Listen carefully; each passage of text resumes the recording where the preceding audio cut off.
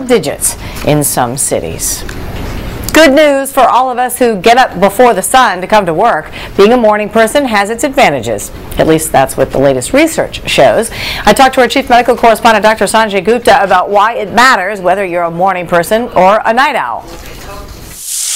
It depends if you're someone who has to work in the mornings or you're a night owl or vice versa. It certainly does make a difference. You know, what's so interesting to me about this topic, Heidi, is that you really are one or the other. For example, I am a morning person. My wife is a night owl.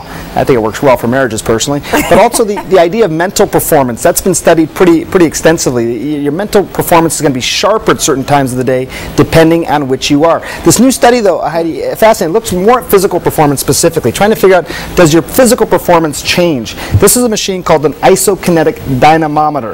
Night owls don't care. Morning people think I just said that wrong. But so they're trying to measure strength, and what they find is that performance changes over the day, and that may have a lot of relevance in terms of when you should work out, peak physical performance.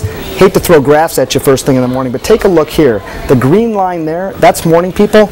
In terms of strength, stays pretty consistent throughout the day. Maybe a little bit of a peak there at 1 o'clock.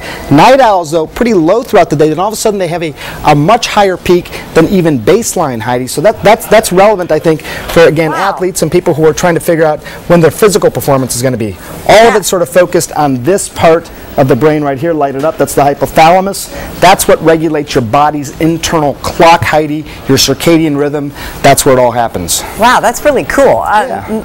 There are some associations, are there not, between being a morning person and having healthy habits for your life? Absolutely. They found several things. People who are morning people do tend to have more consistent schedules. They tend to go to bed at the same time. They tend to get up closer to the same time.